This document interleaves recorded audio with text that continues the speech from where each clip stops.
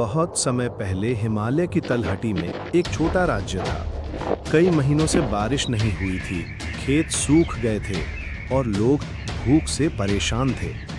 वीरेंद्र सिंह सिंहासन पर बैठे हैं, मंत्री परेशान खड़े हैं। महाराज, अब राज्य में अन्न का एक दाना नहीं बचा है, लोग भूख से मर रहे हैं, हमारे खजाने भी खाली हो चुके हैं।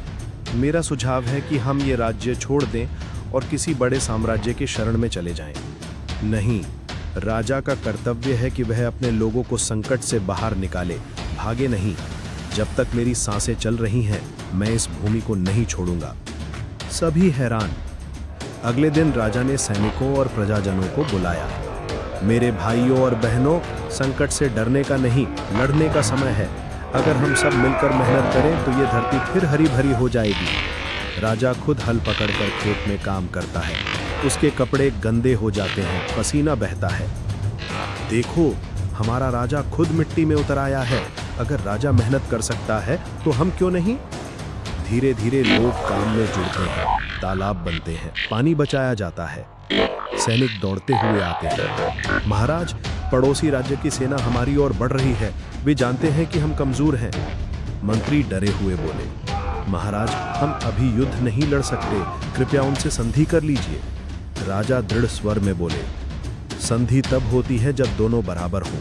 अभी अगर हम झुकेंगे तो आने वाली पीढ़ियां हमें कायर कहेंगी। हम लड़ेंगे अपनी भूमि, अपने लोगों के लिए। सैनिकों में जोश भर जाता है। राजा घोड़े पर सवार है, तलवार उठाए हुए है।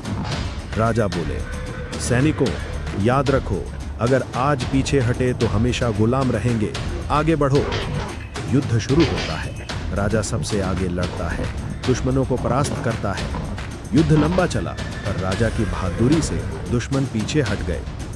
दुश्मन राजा हार मानकर बोला, वीरेंद्र सिंह, तुम सच्चे योद्धा हो, मैं तुम्हारे राज्य को कभी नहीं छूऊंगा। राजा बोले, हम जीतने आए थे, गुलाम बनाने नहीं।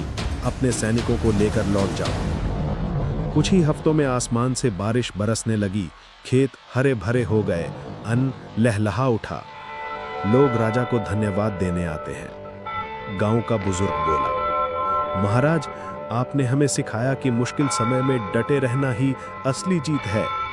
राजा मुस्कुराते हुए बोले, जीवन में तूफान आएंगे, पर हार वही ता है जो कोशिश करना छोड़ देता है। इस कहानी से हमें यही सीख मिलती है कि कठिनाइयां हमें तोड़ने नहीं, मजबूत बनाने आती हैं।